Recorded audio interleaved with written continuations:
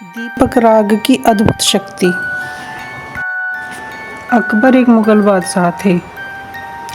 एक बार वे अपने दरबारी कवि तानसेन, जो उनके 9 रत्नों में से एक थे, उनसे रागों के विषय में अलग अलग जानकारी ले रहे थे।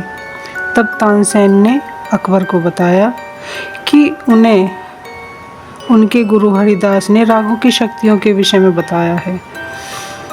तानसेन ने अकबर को बताया कि उनके गुरु हरिदास ने, जो कि एक श्री कृष्ण के अनन्य भक्त थे, उन्होंने तानसेन की प्रतिभा को देखकर तानसेन को संगीत की गहराइयों से अवगत कराकर उन्हें अलग अलग रागों की बारीकियां सिखाई। तानसेन ने अकबर को स्वामी हरिदास के विषय में अनेक बातें बताई और उनके द्वारा सिखाए गए रागों के विषय में बताते हुए उन्होंने अकबर से कहा, मैंने अपने गुरु से राग दीपक सीखा है, जिसे गाने से दीपक अपने आप जल उठते हैं, और राग मेघ मल्हार, जिसे गाने से वर्षा शुरू हो जाती है। राग मियाँ मल्हार, ये वर्षा ऋतु का आनंद लेने के लिए गाया जाता है। राग मियाँ की तोड़ी मनुष्य में गंभीरता और दया पैदा करने के लिए गाया जाता है। राग भैरव, यह सुबह गाई जाने वाला राग है। राग यमन, शाम को गाया जाता है। राग विहाग, रात के समय में आनंद उठाने के लिए गाया जाता है। राग बसंत, बसंत ऋतु का आनंद प्राप्त करने के लिए गाया जाता है। राग हंसवाहनी, यह एक मधुर और भक्तिमय राग है। जब तानसेन अकबर को रागों के विषय में बता रहे थे तो अकबर को विश्वास नहीं हो रहा था कि क्या किसी राग के द्वारा दीपक जलाए जा सकते हैं, वर्षा कैसे हो सकती है। तब तानसेन अकबर को रागों की शक्ति का प्रमाण देने के लिए एक राग गाते हैं और कागज पर एक चित्र अपने आप बनने लगता है।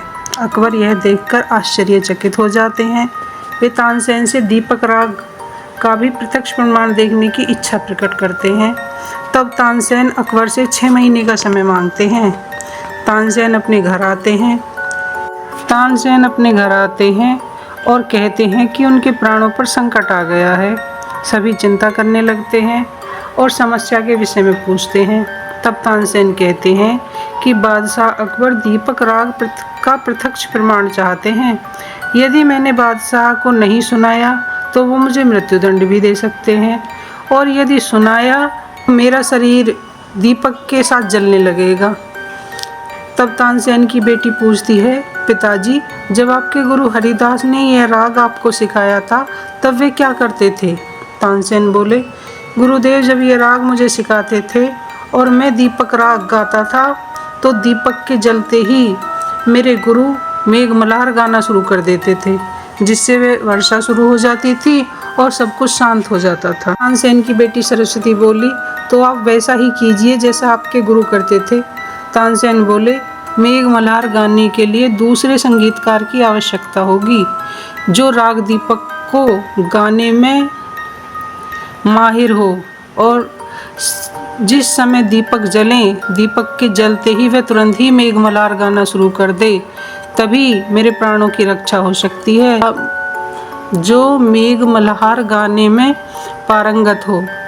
तब सरस्वती कहती है, पिताजी आप मुझे मेघ मल्हार राग सिखाएं, मैं गाऊंगी। इससे बादशाह को प्रमाण भी मिल जाएगा और आपके जीवन की रक्षा भी हो जाएगी। तानसेन सरस्वती को मेघ मल्हार सिखाना शुरू करते हैं। जब यह बात सरस्वती की सहेली रूपवती को पता चलती है तो वह कहती है कि उसके साथ वह भी यह मेघ मल्हार राग सीखना चाहती है। यह बात जब सरस्वती तानसेन को बताती है तो तानसेन दोनों को मेघ मल्हार राग सिखाना शुरू कर देते हैं। सीखते सीखते 6 महीने की अवधि पूरी हो जाती है। तानसेन अकबर के दरबार में आकर दीपक राग गाने की तैयारी करते हैं। शाम होती है, दियों में तेल और बाती रख दिए जाते हैं।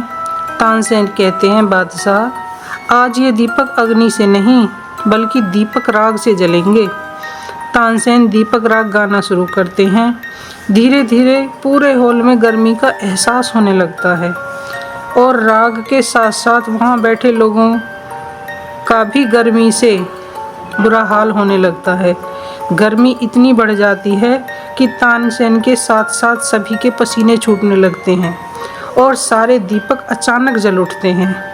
सारा हॉल तालियों से गूंज उठता है, परंतु तानसेन का शरीर भी जलने लगता है। तभी पास बैठी उसकी बेटी सरस्वती और उसकी सहेली रूपवती मेघमल्हार राग गाना शुरू कर देती हैं। गर्मी शांत होने लगती है और आसमान में बादल आ जाते हैं, वर्षा शुरू हो जाती है। पर कहते हैं कि उस दिन के बाद तानसेन इतने ज़्यादा कमज़ोर हो गए कि उन्हें अनेक बीमारियों ने घेर लिया। संगीत का सम्राट कहे जाने वाले तानसेन राग गायन से हमेशा के लिए दूर हो गए। कहते हैं कि कभी कभी इंसान परिस्थितियों के सामने इतना विवश हो जाता है कि बात उसके जीवन पर बनाती है और उसके साथ साथ उसके अपनों के जीवन की खुशियों को भी छीन ले जाती है।